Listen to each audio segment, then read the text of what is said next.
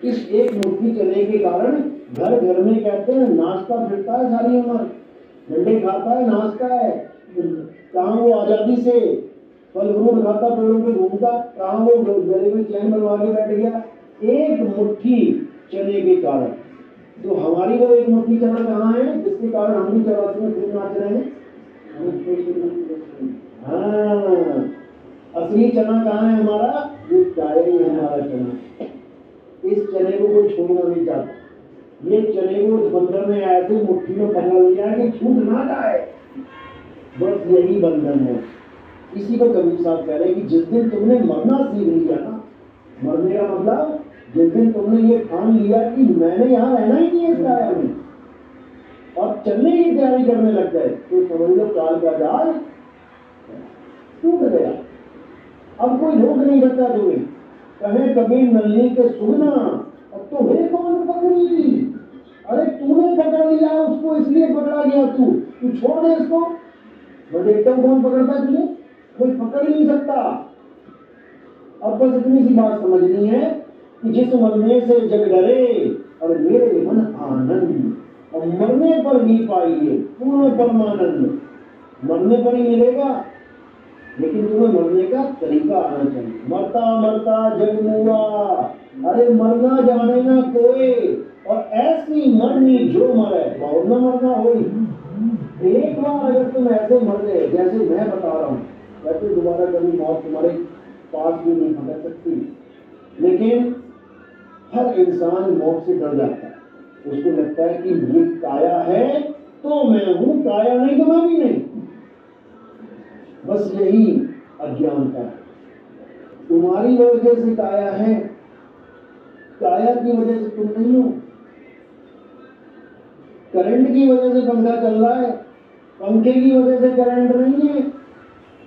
बस इसी को समझना। तो इसी को जान जाना, मूल ज्ञान को प्राप्त करना, ये कहलाता है। तो इसी मूल ज्ञान को सारे संसार में जितने भी ऋषि मुनि हैं वो तो नहीं समझ पाए, लेकिन जितने भी संत महात्मा हैं वो जाने। ऋषि मुनियों में और संतों में फर्क होता है। ऋषि मुनि कौन होते हैं? जो जप तप व्रत, जैसे कई बाबा देखोगे आप यूट्यूब में, राधे राधे जपो बेटा, राधे राधे जपो। ये कौन है? ये लोग, ये कोई संत नहीं है, संत नहीं है ये कौन है? ये जपी महाराज हैं।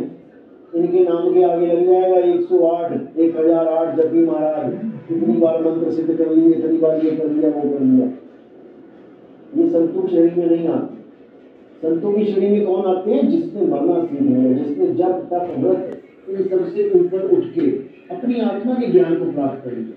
हमेशा वाणी में कह रहे ना, अरे संत मुए क्या रोइए, जो अपने घर को जाए और रोगो सागट बापुरा जो हाटो हाट बिकाए। कहते संत के मरने में क्या रोगा भाई? वो तो अपने घर की तैयारी करके चला गया, तू मजा पड़ा है। यानी जो जेल से रिहा हो गया उसके लिए कैदी रो रहे हैं, अरे हमारा भाई चला, अरे वो तो आधा क्या रोना है? तुम अपना देखो, तुम फंसे पड़े हो। और सबको फांसी होगी, एक भी ऐसा नहीं जिसको फांसी नहीं होगी। वो जेल तो अच्छी जेल है जहाँ पर 2 महीना 6 महीना 8 महीना, अरे 14 साल के बाद भी न्याय हो जाती। ये ऐसी जेल है यहाँ पे सबको फांसी होनी है। ऐसा कोई है ही नहीं जिसको मृत्युदंड नहीं मिला हुआ, सबको मिला। अरे ब्रह्मा विष्णु महेश से लेके छोटी से छोटी जीवाणु विषाणु, इनको भी सबको मृत्युदंड मिला हुआ है, लेकिन कोई समझ नहीं रहा, सब अपनी मस्ती में मस्त है। तो इसीलिए कृष्णा बार बार यही समझा रहे हैं कि सबसे पहले आत्मज्ञान को जान लो। कह रहे जल में मीन प्यासी और मुझे देखते आवे हंसी, आत्म ज्ञान बिना नर भटके, कभी काबा कभी का। कह रहे भटकने का एक ही कारण है, कोई मंदिर भटक रहा है, कोई मस्जिद, कोई गुरुद्वारे, कोई चर्च, कोई मक्का, कोई मदीना। क्यों?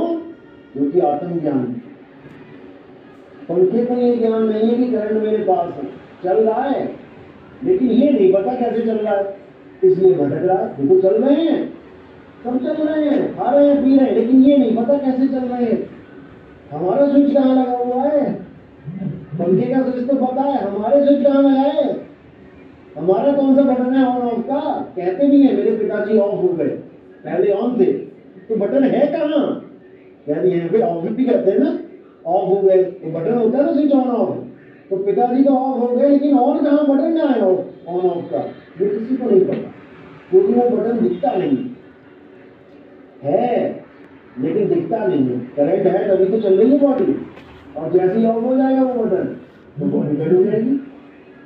तो कबीर साहब समझा रहे हैं कि बिल्कुल पास है तुम्हारे, है प्रगट पर नहीं, सतगुरु सैन सहारा हो, है बिल्कुल प्रगट, क्योंकि देखो बल्ब चल रहा है, पंखा चल रहा है, गीजर चल रहा है, हीटर चल रहा है, सब चल रहा है, इसका मतलब करंट है प्रगट, पर दिखत नहीं, दिख नहीं रहा है। जैसे नंगी तार जा रही है कोई करंट की, जाती है ना गलियों में बड़ी बड़ी तारें ऊपर से, हाई पावर एक्सटेंशन, अब उसमें देखो तुम तार, तो तुम्हें तार तो दिखाई देगी, लेकिन तुम्हें करंट नहीं दिखाई देगा, लेकिन है उसी में, है प्रगट। आवाज आएगी, आएगी ना आवाज करंट वाली, हाई टेंशन कोई तार हो उसके नीचे खड़े होकर देखो, लेकिन तुम देखने की कोशिश करो ना, दिखेगा ही नहीं। तो कह रहे है प्रगट पर दिखत नाही, सतगुरु सैन सहारा हो, आवे न जावे जन्मे नहीं मरे, सो निज पीव भरा हो। अब कह रहे हैं कि सतगुरु के सैन के द्वारा तुम्हें वो चीज मिल सकती है, केवल सैन के द्वारा, किसी शब्द के द्वारा नहीं कि मैं कुछ जपने के लिए दे दूं और तुम सोचो कि मैं जप के पार हो जाऊंगा, प्राप्ति हो जाएगी परमात्मा की, कभी नहीं होने वाला। साहिब कह रहे ना मैं जप में, ना मैं तप में, और ना एकांत निवास में, और वो तो कहाँ ढूंढे रे बंदे मैं तो तेरे पास में, और खोजी हुए तुरंत मिल जाऊं एक पल की तलाश में। बस वो एक पल क्या है, वो सैन है, गुरु ने सैन दी और तुम्हें एक पल में पता लग जाएगा वो यहाँ है मेरा मालिक, और मैं कहाँ कहाँ रुका रहा। यानी पनिहारे ने जैसे सिर पे घड़ा रखा हुआ है, उसके बाद वो घड़ा रख के ढूंढ रही है, घड़ा ढूंढ रही है, घड़ा कहाँ है मेरा, घड़ा कहाँ है मेरा, घड़ा कहाँ है। अब ज्ञानी पुरुष मिला और उसने उसको याद दिला दिया, उसने सिर के ऊपर रखा। कई बार चश्मा लगा के भूल जाता है बंदा, सिर के ऊपर लगा रखा चश्मा, थोड़ी देर बाद ऊपर रख लिया, उसके बाद ढूंढ रहा है चश्मा कहाँ चला गया, चश्मा कहाँ है, अरे तेरे सिर के ऊपर है चश्मा। होता है लोगों के साथ कई बार। तो ऐसे ही इशारे में ही उस दिव्य ज्ञान को प्राप्त किया जाता है।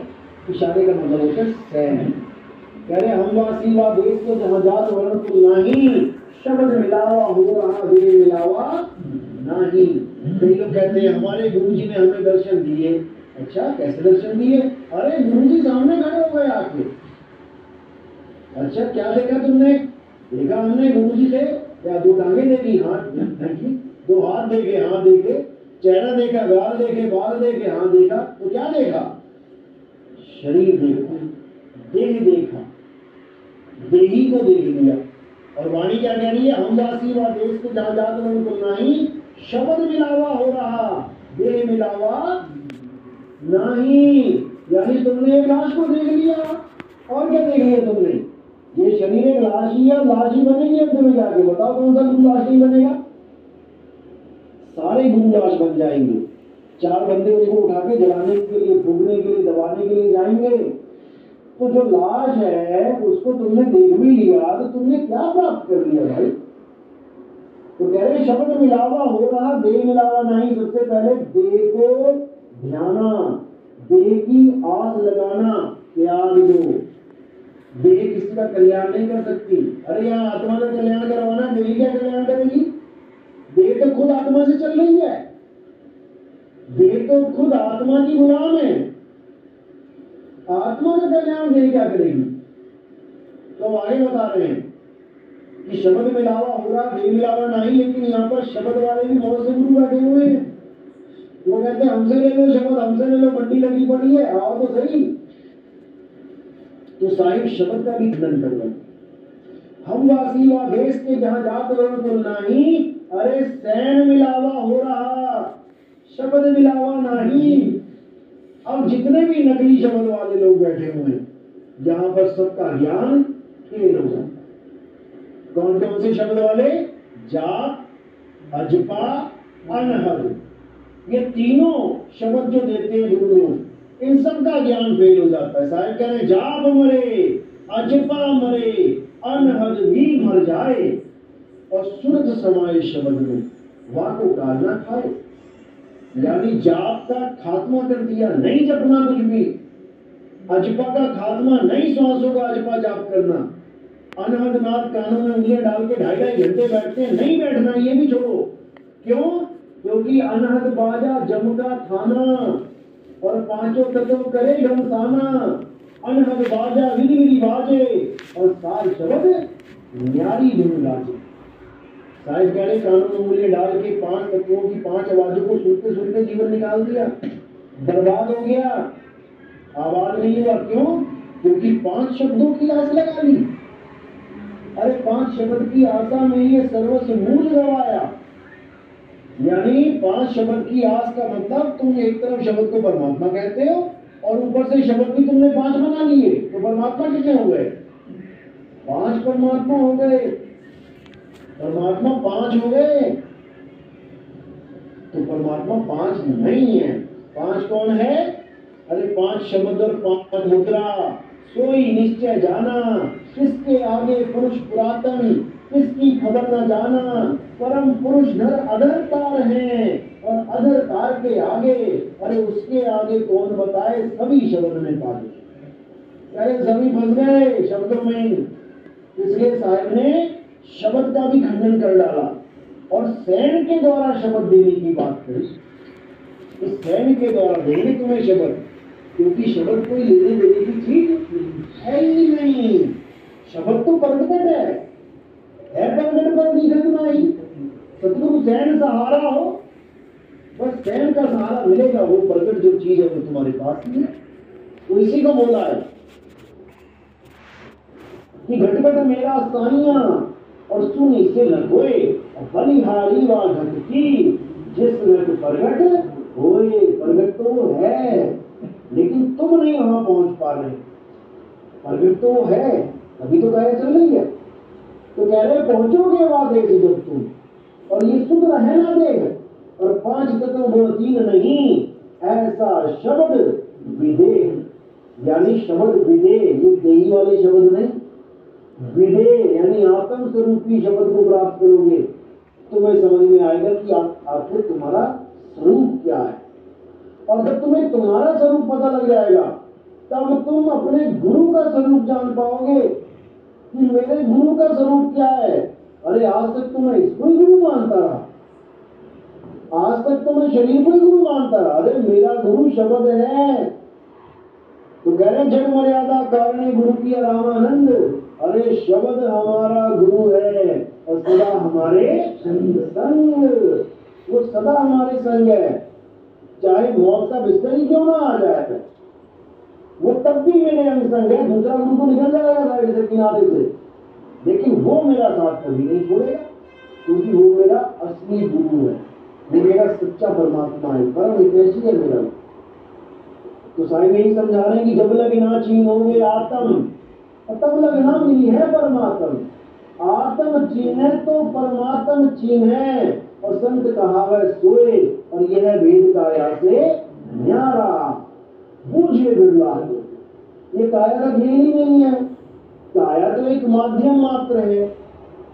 एक आदमी भाषण दे रहा है, माइक और स्पीकर एक माध्यम है अपनी आवाज को लोगों तक पहुंचाने का, और तुम माइक और स्पीकर को ही मान के बैठ जाओ कि यही बोल रहा है, ये स्पीकर ही बोल रहा है। अरे स्पीकर नहीं बोल रहा है, स्पीकर के पीछे खड़ा होकर कोई आदमी माइक से बोल रहा है, उसकी आवाज माइक से निकल रही है। तो इसी प्रकार ये जो माइक है, इसमें से भी जो आवाज निकल रही है वो इसके परे से बोल रहा है। वो बुलनहार कोई और है। अरे चाम के महल में बोलता राम है, और तू राम और चाम को चीन भाई। चाम को मत समझ लेना बोलता राम, चाम तो एक जरिया है, होठ कंठ जीभ तो एक जरिया है अपनी बात समझाने का, लेकिन जो असली स्वरूप है वो इस चाम से न्यारा है। तो इसी को समझना। बाकी आप सत्संग को सुन ही रहे हैं। किसी को कोई सवाल हो पूछ सकता है, कोई नया है, आज पहली बार जो आए, कोई है ऐसे जो पहली बार आए, सत्यनारायण आ जाओ, कोई सवाल?